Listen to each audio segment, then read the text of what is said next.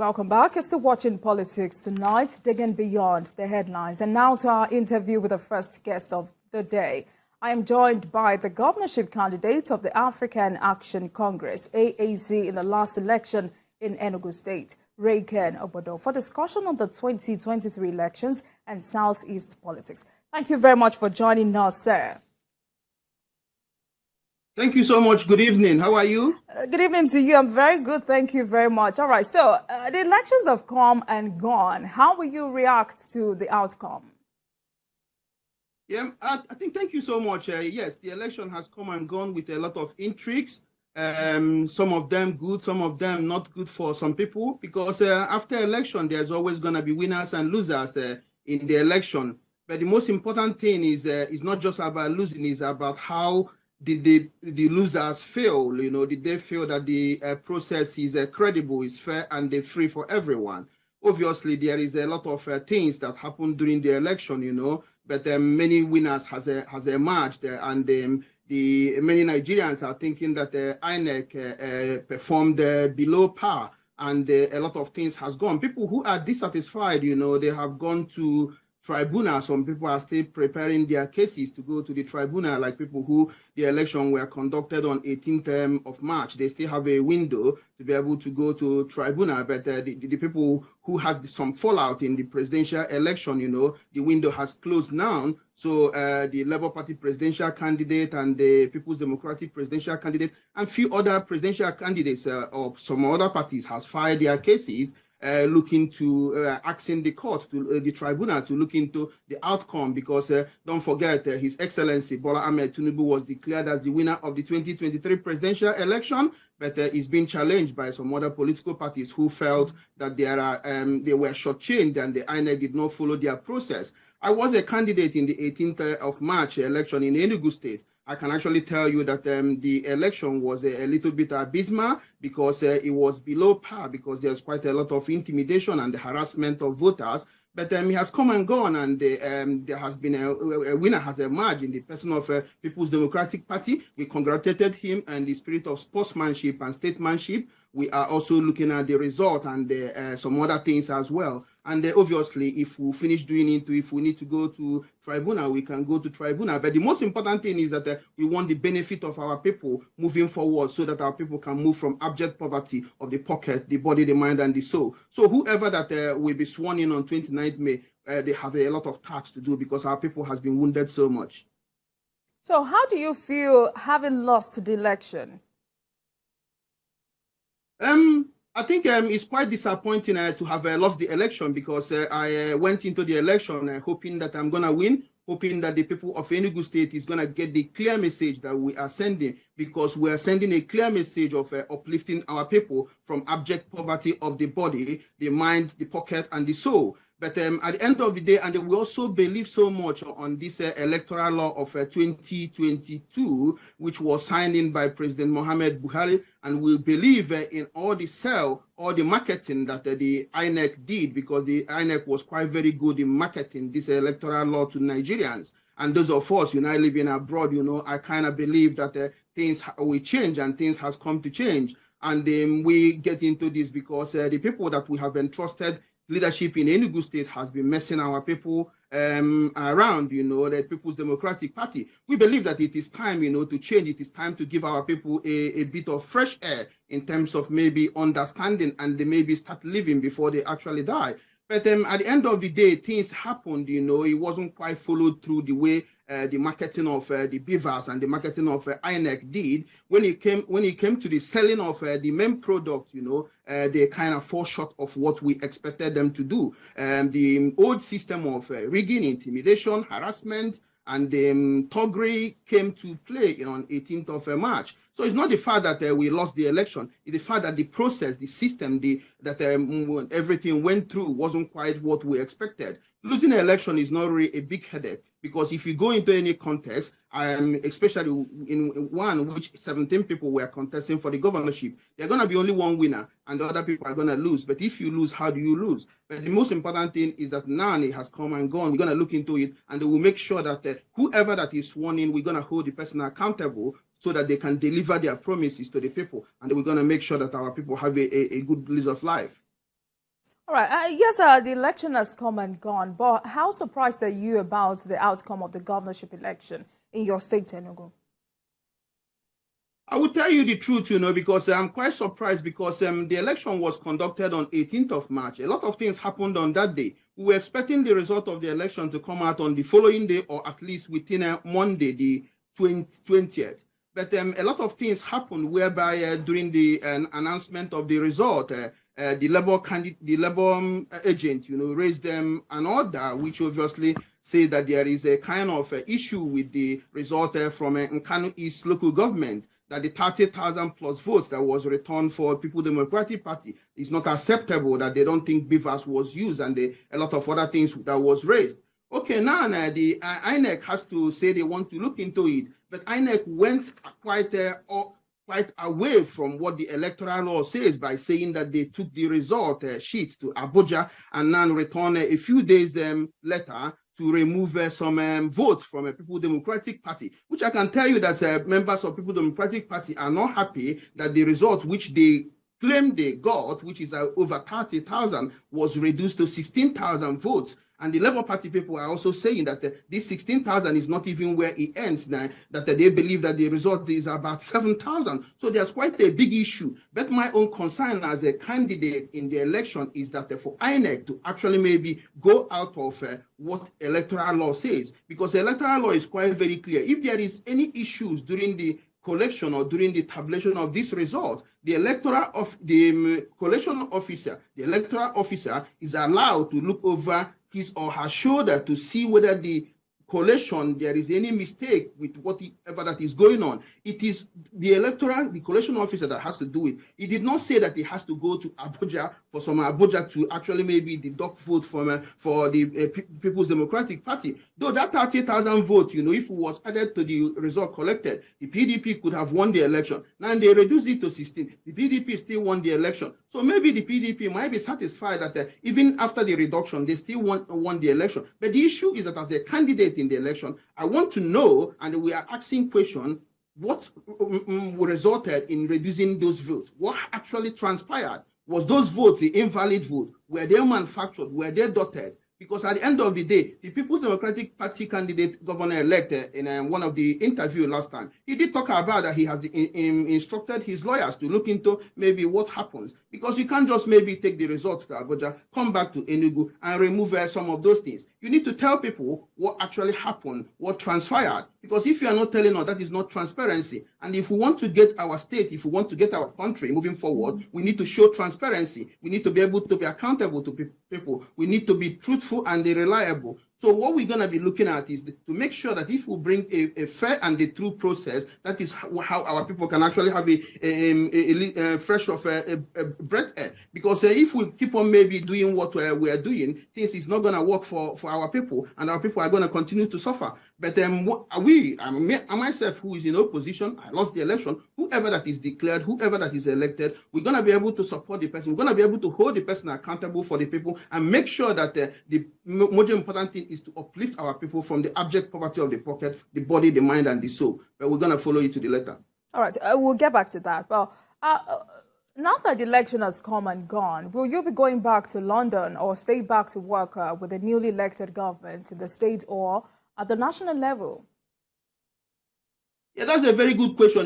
During my campaign, if you followed my campaign, I campaigned as non-recycled politician, as not a career politician. I mainly offered myself to work as a job, to be elected as a governor, somebody who is in strategy, leadership, and management, to be able to deliver to the people good governance, good leadership, what they actually deserve, what they actually need. Because the people that has been ruling them, who have been in this power, has shortchanged our people a lot. Our people are suffering. They are messing our people up. So we believe that I am the better option to be able to take Enugu State from this quagmire and they give people what belongs to them. But now the election has come and gone. Obviously, I have to return to my business. I have to return to my work. I have to earn a daily bread. I don't depend on state resources. I don't depend on the welfare of governance or something like that. But if there is a place where I can offer my expertise in Enugu State to make sure that they move forward, I'll be willing to do that. But it has to be something that works for me and work for the people. It's not just maybe about getting into government or getting something. We are not desperate in terms of maybe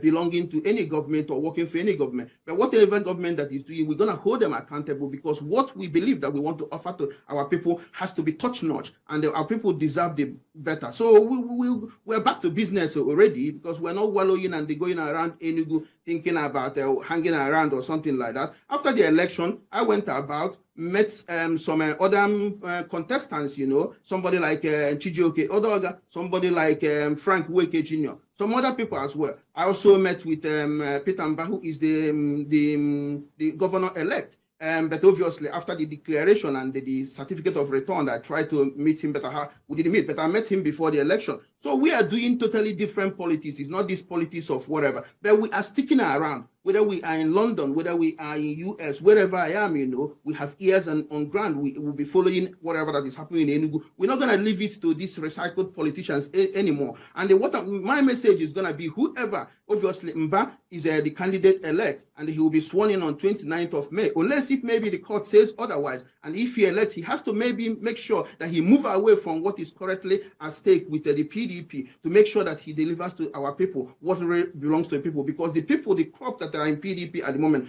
whom we campaign against, are not good for our people. And for them to be able to get it right, they need to look elsewhere and bring people who are competent, people who are compassionate, people who have character, people who actually have the feeling of other human beings, to be able to deliver to them what actually they need. All right, so when you say the governor-elect, Peter Mba, should move away from what the PDP stands for at the moment, what do you mean? Yeah, what I make is that, because obviously, if it's just because of PDP at itself in Enugu State, Peter Mba couldn't have even won the election, maybe had that battle. It's just because maybe for some people in Enugu State, they like him as a young man. He's 51 years old. He's intelligent. He's smart as well. He has a business that is going. He probably maybe understands leadership and management. But if he has run the election only on the mantra of PDP, he could have failed woefully.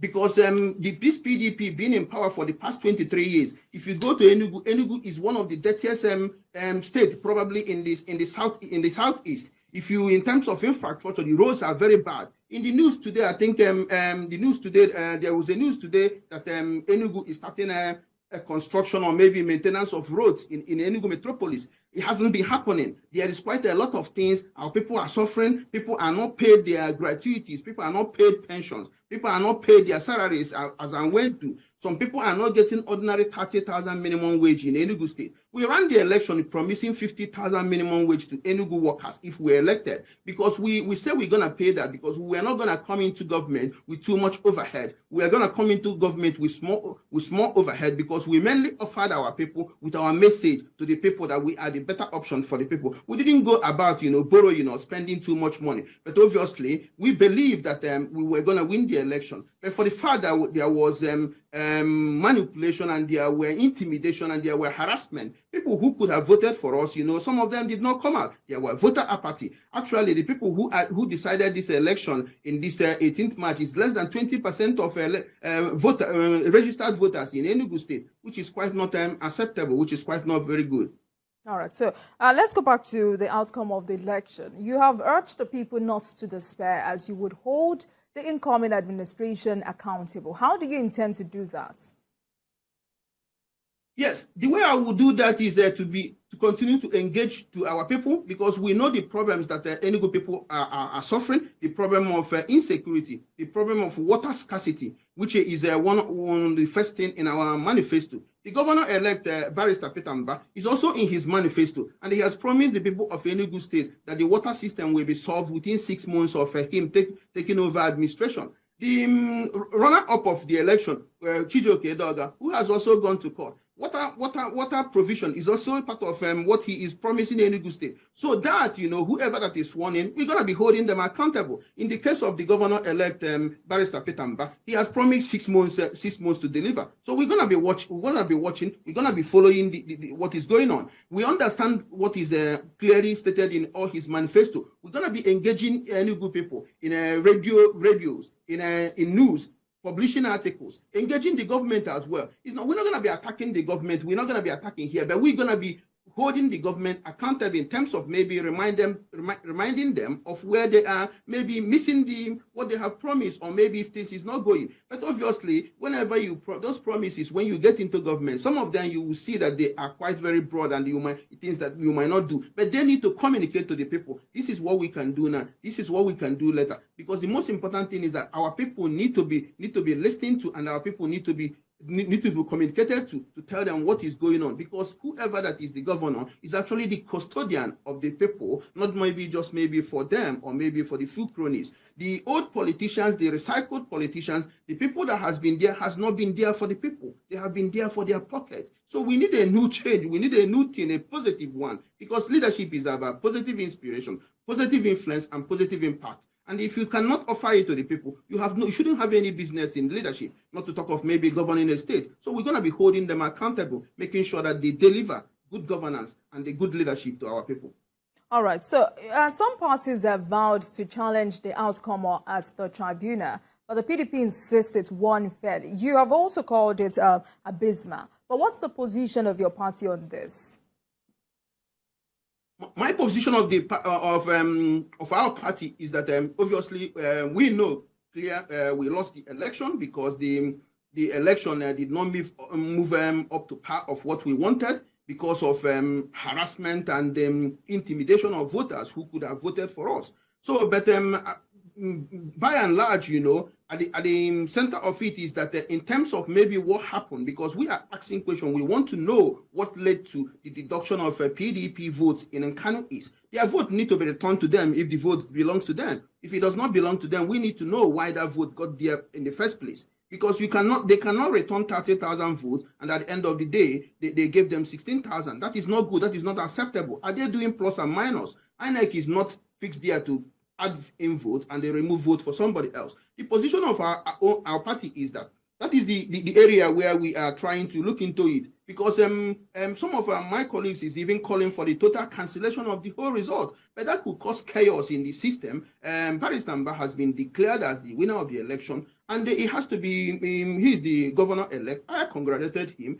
He's a young man. I believe he can do the job. I believe I can also do the job even better than him, but obviously he can do the job. I believe any other person, Chijioke Edoga or Frank Wake, can do the job, but Paris Tamba has been declared the winner of the election. And if those results are proven okay, that is fine and good. And then we're going to be able to support him, and we're going to be able to hold him accountable. Because the most important thing is the benefit of our people, because there's too much insecurity, there's too much hunger, there is too much poor health care, infrastructural problems in Enugu State. But the position of our party, obviously, we're going to be making it known, before the window, whether we're going to be challenging that particular section of the problem of the election and the intimidation and harassment of people who could have voted for us. Because it's not just because I lost the election, it's just because the manner and how it happened, because we were shortchanged a lot because of these mainstream political parties who have people here and there everywhere, because they have been in power and they are quite on ground more than our own party, which is very local.